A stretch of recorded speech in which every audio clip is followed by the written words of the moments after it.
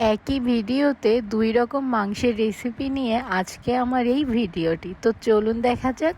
তো আজকে আমি করব মাংসের শাহী কাবাব আর হচ্ছে আলু দিয়ে ঝোল করব মাংস। তো ২ রকম মাংস রান্না করব আজকে। তো চলুন দেখা যাক। আজকে আমি ফার্স্টে এখানে মাংসগুলাকে খুব ভালোভাবে কাটিং বোর্ডে কেটে নিয়েছি। এমনভাবে কেটে নিয়েছি যাতে সেখানে আর বাটাবাটির কোনো ঝামেলা না থাকে। তো তারপর সেইখানে রসুন বাটা, আদা বাটা, জিরা বাটা, লবণ, মানে মনে করেন বাসায় যত মশলা আছে সব দিয়ে দিয়েছি।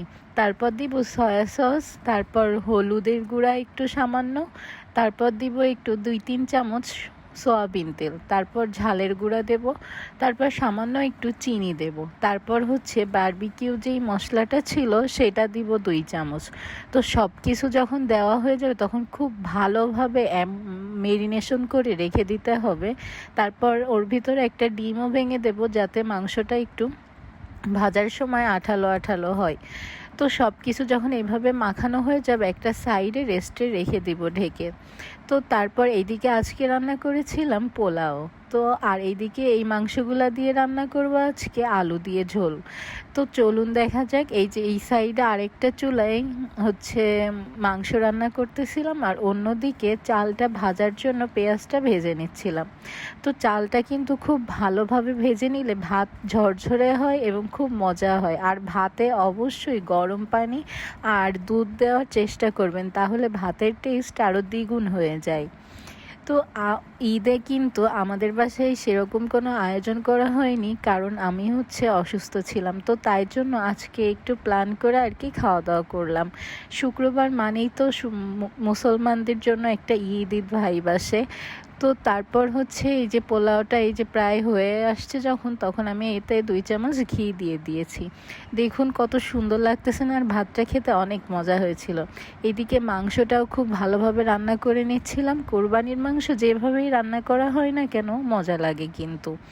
তো সব কিছু যখন একটু কষানো কষানো হয়ে গেছে তখন আমরা আবার একটু বাটিতে তুলে নিয়ে খেয়ে টেস্ট করে দেখতেছিলাম যে কেমন হয়েছে। কষানো মাংস খেতে কিন্তু অনেক মজা। এদিকে আমার পোলাও ভাতটাও হয়ে গেছে।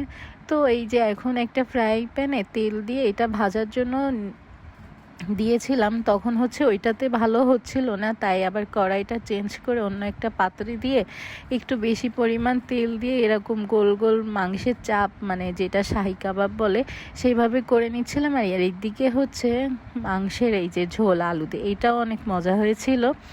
আর হচ্ছে মাংসের শাহী কাবাবটা কিন্তু অনেক মজা হয়েছে। আপনারা কিন্তু সবসময় একই ঝোল ট্রাই না করে এরকম একটু মাঝে মাঝে চেঞ্জ করে খেয়ে দেখবেন, অনেক মজা লাগে। বেশি কষ্টের কিছু না, ইজি আছে, ট্রাই করে দেখতে পারেন আমার ভিডিও দেখে। আর আমার পেজে নতুন নতুন ভিডিও পেতে লাইক, ফলো, কমেন্ট করে পাশে থাকবেন। এইদিকে এই মাংস দিয়ে ভাত খেলাম আর এইদিকে এইটা কাবাব দিয়ে ভাত খেলাম, দুইটাই আলহামদুলিল্লাহ অনেক মজা লাগতেছিল। তো আপনারা সবাই কেমন আছেন আর কে কে আমার পেজে নতুন, অবশ্যই লাইক, ফলো, কমেন্ট দিয়ে যাবেন।